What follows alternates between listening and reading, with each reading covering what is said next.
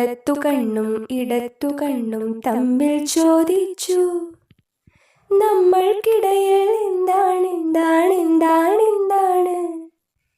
വലത്തു കണ്ണും ഇടത്തു കണ്ണും തമ്മിൽ ചോദിച്ചു, നമ്മൾക്കിടയിൽ എന്താണ് എന്താണ് എന്താണ് എന്താണ്.